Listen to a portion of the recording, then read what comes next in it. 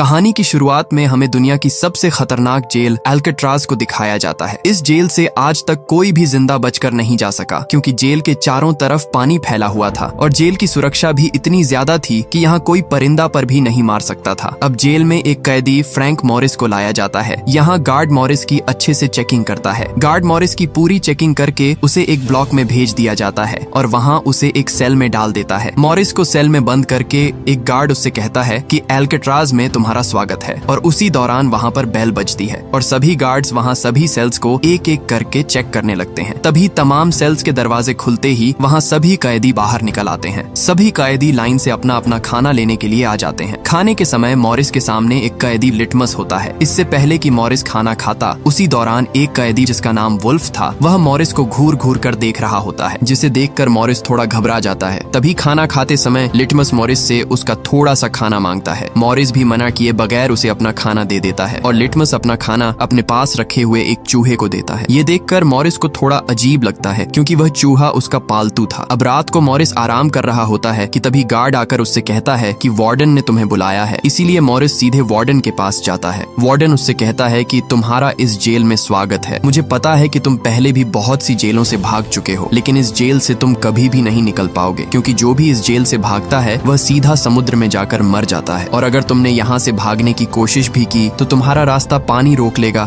और तुम डूब कर मर जाओगे। और एल्केट्राज बनाई ही इसलिए गई ताकि तुम जैसे सड़े गले अंडे एक ही टोकरी में रहें, और तुमसे इस जेल में सिर्फ 2 ही लोग मिलने आ सकते हैं, वह भी महीने में एक बार। वापस जाते समय मॉरिस वार्डन का नेल कटर चुरा लेता है, क्योंकि यह नेल कटर उसे यहाँ से निकलने में मदद दे सकता था। इसीलिए मॉरिस अपने सेल में आकर उस नेल कटर को एक बुक में छुपा कर रख देता है। और उसी दिन मॉरिस जब नहा रहा था, तभी वुल्फ उसे परेशान करने लगता है। ये देखकर उसे बहुत गुस्सा आता है और वह वुल्फ को वहीं पर बुरी तरह पीट डालता है। उसके बाद मॉरिस को एक लाइब्रेरी में भेजा जाता है, जहाँ वह एक कैदी इंग्लिश के पास आता है। इंग्लिश यहाँ एक पुराना कैदी होता है जो यहाँ सभी कैदियों का सरदार होता है। उसे भी कुछ आदमियों के कत्ल में इस जेल में बंद किया गया है। मॉरिस उससे पूछता है कि तुमने यहाँ से निकलने की कोशिश क्यों नहीं की। आगे से इंग्लिश बताता है कि इस जेल से कोई भी नहीं निकल सकता, क्योंकि जेल के चारों तरफ पानी फैला हुआ है। इंग्लिश उसे कुछ बुक्स देता है, जिन्हें मॉरिस ने पूरी जेल में एक एक करके सभी कैदियों को देना था। मॉरिस जब प्लेग्राउंड आता है तो वहाँ उसे एक आर्टिस्ट मिलता है जो अपनी पेंटिंग बना रहा होता है। असल में यह कैदी डॉक होता है, जो इस जेल में अपनी कैद काट रहा था। डॉक ने अपनी पेंटिंग पर एक फूल भी बनाया हुआ था। इसे देखकर मॉरिस पूछता है कि यह फूल क्यों बनाया हुआ है, तो डॉक बताता है कि यह फूल मेरी जिंदगी है और इसलिए मैंने इसे अपनी पेंटिंग में बनाया है। डॉक उसे बताता है कि तुम बचकर रहना, क्योंकि तुमने वुल्फ से पंगा लिया है, वो तुम्हें कभी भी नुकसान पहुंचा सकता है। इसके बाद मॉरिस सीधा इंग्लिश के पास आता है और कहता है कि क्या आज से पहले यहाँ से कोई कैदी भाग पाया है या नहीं। तो आगे से इंग्लिश हंसते हुए कहता है कि बहुत सारों ने कोशिश की है, लेकिन सब फेल हो गए। इंग्लिश बताता है कि अगर तुम यहाँ से बाहर निकल भी गए तो तुम्हें आगे से गार्ड्स रोक लेंगे, और अगर तुम गार्ड्स को चकमा देकर भाग भी गए तो आगे से पानी तुम्हारा रास्ता रोक लेगा, क्योंकि अगर तुम कितने भी अच्छे तैरने वाले हो तो फिर भी तुम किनारे तक नहीं पहुँच पाओगे। आखिर में पानी तुम्हें डुबा कर मार देगा, इसलिए तुम इस जेल में ही जिंदा रह सकते हो, बाहर गए तो मारे जाओगे। लेकिन मॉरिस ने भी ठान लिया था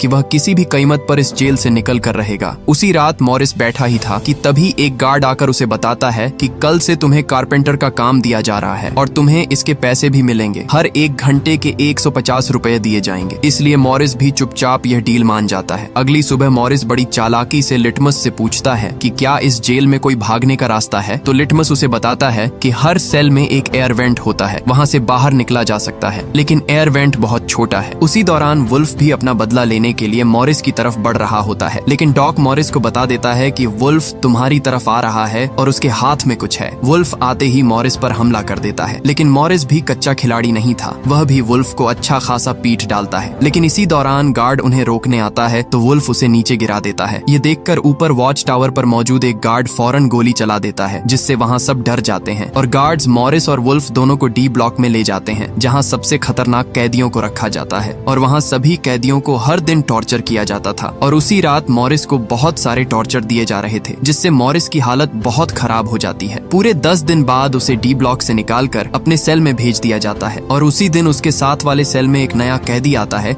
जिसका नाम चार्ली बट्स होता है। दोनों के बीच अच्छी दोस्ती हो जाती है। मॉरिस भी अपने नए दोस्त चार्ली को सबसे मिलवाता है और दूसरी तरफ वार्डन भी सभी कैदियों के सेल्स को एक एक करके चेक कर रहा होता है। तभी वार्डन डॉक के सेल में आता है, जहाँ उसकी बहुत सारी पेंटिंग्स पड़ी हुई थी। डॉक ने वार्डन की पिक्चर भी बनाकर रखी हुई थी, जिसे देखकर वार्डन के चेहरे पर मुस्कुराहट आती है। और अगले ही दिन अचानक वार्डन ने गार्ड से कहा कि डॉक के सेल से सभी पेंटिंग्स को हटा दो और अब से वह कभी भी जेल में पेंटिंग्स नहीं बनाएगा। इसलिए यह देखकर डॉक का दिल अंदर से टूट जाता है, क्योंकि डॉक अपनी पेंटिंग्स की वजह से इस जेल में अपना टाइम पास कर रहा था। अगले दिन मॉरिस डॉक को परेशान होते देखकर गार्ड से पूछता है कि डॉक इतना परेशान क्यों है, वह हमसे कोई बात भी नहीं कर रहा, आखिर वजह क्या है। तो गार्ड उसे बताता है कि तुम अपने काम से काम रखो। इसके बाद डॉक कारपेंटर का काम शुरू करने से पहले अपना फूल मॉरिस के कपड़ों में डाल देता है और काम करते समय एक गार्ड को बुलाता है और एक कुल्हाड़ी लाने के लिए कहता है, और कुल्हाड़ी लेकर उसी समय वह अपने हाथों की तीनों उंगलियां काट देता है। क्योंकि उसकी पेंटिंग्स उससे छीन ली गई हैं, इसलिए अब उसे अपने हाथों की कोई जरूरत नहीं है। ये देखकर मॉरिस फौरन उसे देखने के लिए आता है, लेकिन गार्ड्स ने उसे डॉक के पास नहीं जाने दिया और गार्ड्स डॉक को वहां से ले जाते हैं। तभी मॉरिस के कपड़ों से वही फूल निकलता है जो डॉक ने डाला था। यह देखकर मॉरिस को समझ आ जाती है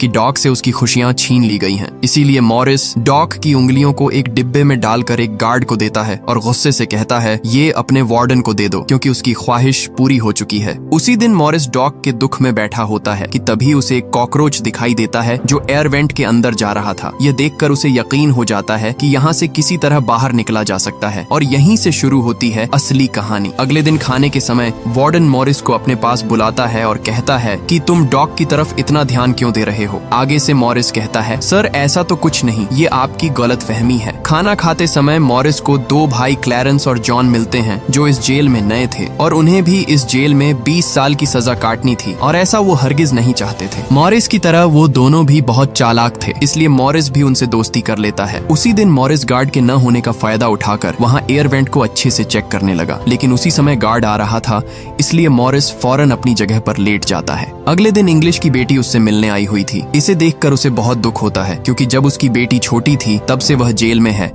और अब उसकी बेटी बड़ी हो चुकी थी। दूसरी तरफ चार्ली भी अपनी बीवी से बात कर रहा था। यहाँ उसकी बीवी बताती है कि तुम्हारी माँ के पास टाइम बहुत कम है, क्योंकि डॉक्टर ने उन्हें जवाब दे दिया है कि उनके पास कुछ ही दिन है। इसीलिए चार्ली के दिल में जोश आ जाता है और वह जेल से भागने का फैसला करता है। रात को चार्ली मॉरिस से कहता है, जब भी भागने का प्लान बने तो मेरी जगह भी खाली रखना। अब खाने के समय मॉरिस सभी साथियों को बताता है कि हमारा सेल ब्लॉक बहुत पुराना हो चुका है, नमी की वजह से दीवारें बहुत कमजोर हो गई हैं, इसलिए आसानी से यहाँ से निकला जा सकता है। मेरे पास एक नेल कटर है, अगर हम थोड़ा थोड़ा करके इसे खोदकर ऊपर पहुंच जाएं, तो हमें पता चल जाएगा कि यहाँ से भागने का रास्ता कौन सा है। जॉन आगे से पूछता है, तुम होल को कैसे छिपाओगे? मॉरिस कहता है, मैगजीन के कुछ पेपर से उसे आसानी से छिपाया जा सकता है। मॉरिस कहता है कि हमें कुछ डमी हेड चाहिए होंगे ताकि रात में उन्हें बिस्तर पर रखकर यहाँ से निकल सकें, लेकिन डमी पुतलों के लिए बाल चाहिए होंगे। यहाँ जॉन मॉरिस से कहता है, मैं सैलून में काम करता हूँ, वहाँ से कुछ बाल चुरा कर ले आऊंगा। मॉरिस क्लैरेंस से कहता है, तुम कपड़ों की जगह से थोड़े थोड़े करके कुछ रेनकोट्स चुरा कर ले आना, जिससे हम एक बोट बनाकर इस समंदर को आसानी से पार कर सकते हैं। आगे से चार्ली कहता है, मेरा क्या काम होगा? मॉरिस कहता है,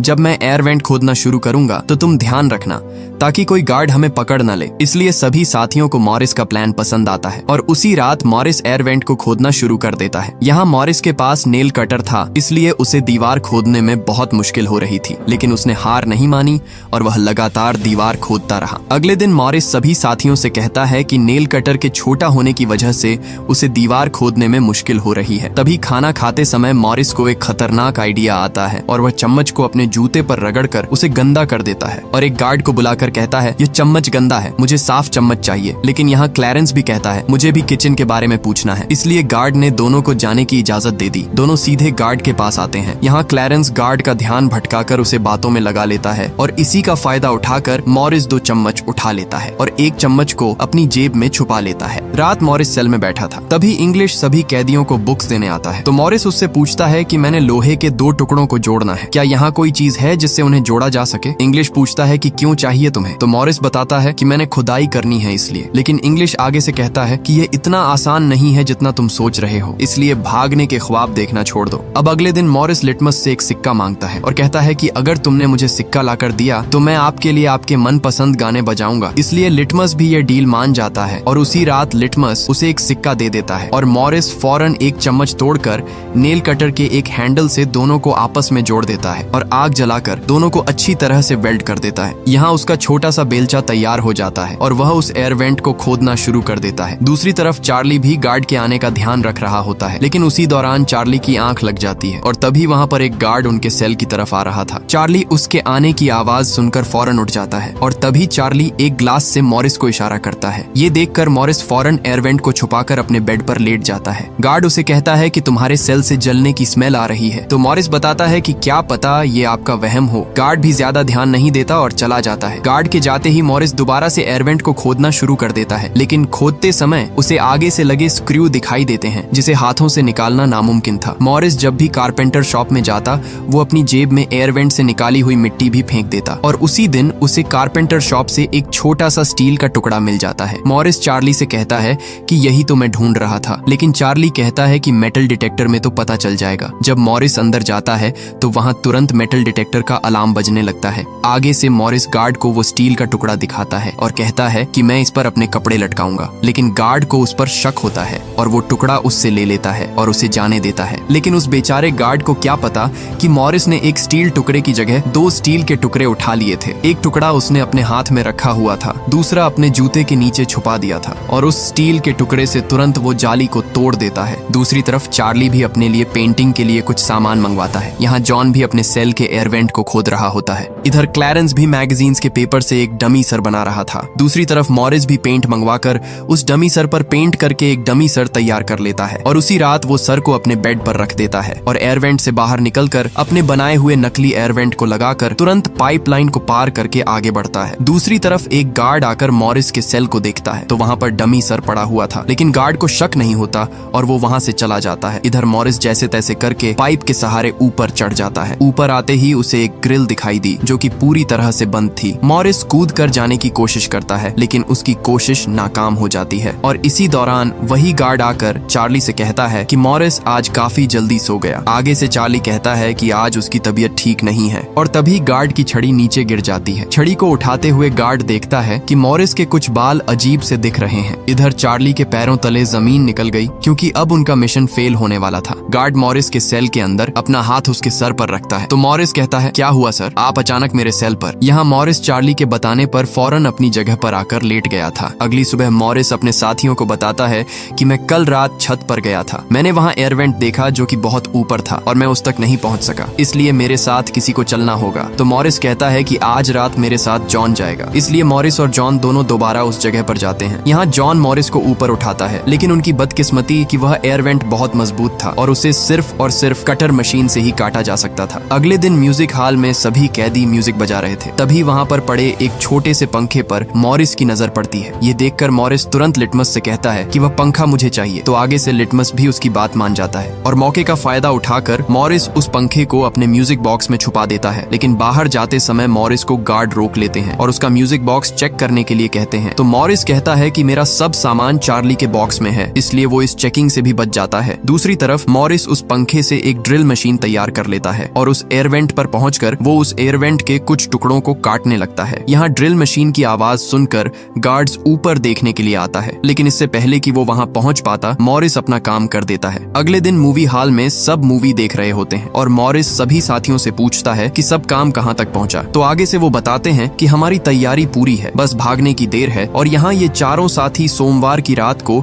इस जेल का रुतबा मिट्टी में मिलाने वाले थे, क्योंकि अब चारों साथियों ने इस जेल से भागने की पूरी तैयारी कर ली थी। अगले दिन खाने के समय मॉरिस ने डॉग की याद में उसका फूल टेबल पर रखा हुआ था और वहाँ वार्डन उसे देखकर उस फूल को वहीं पर कुचल देता है। ये देखकर लिटमस को बहुत गुस्सा आता है और वह वार्डन पर हमला करता है, लेकिन उसी समय उसे हार्ट अटैक आ जाता है और लिटमस वहीं पर मारा जाता है। ये देखकर मॉरिस और सभी साथियों को उस पर बहुत गुस्सा आता है, लेकिन वार्डन बेचारे को क्या पता कि आज रात ये सब यहाँ से भागने वाले हैं। उसी रात इंग्लिश वहाँ बुक देने के लिए आता है, तो मॉरिस उससे हाथ मिलाकर गुड बाय कहता है। इंग्लिश आगे से समझ जाता है कि मॉरिस आज रात भागने वाला है, इसलिए वह गुड बाय कहकर चला जाता है। लेकिन उसी रात वार्डन अचानक मॉरिस के सेल को चेक करने के लिए आ जाता है। यहाँ मॉरिस के पैरों तले जमीन निकल जाती है, क्योंकि इतने महीनों की मेहनत आज जाया होने वाली थी। और गार्ड मॉरिस के सेल को पूरी तरह से हर एक कोना चेक करता है और तभी वार्डन उसके सूट बॉक्स को हटाता है जहाँ से मॉरिस ने सुरंग बनाई हुई थी। ये देखकर मॉरिस के पसीने छूट जाते हैं, लेकिन मॉरिस ने वहाँ इतनी बारीकी से काम किया हुआ था कि वार्डन को भनक तक नहीं लगी और वार्डन वहाँ से चला जाता है। जाते समय वार्डन गार्ड से कहता है कि आजकल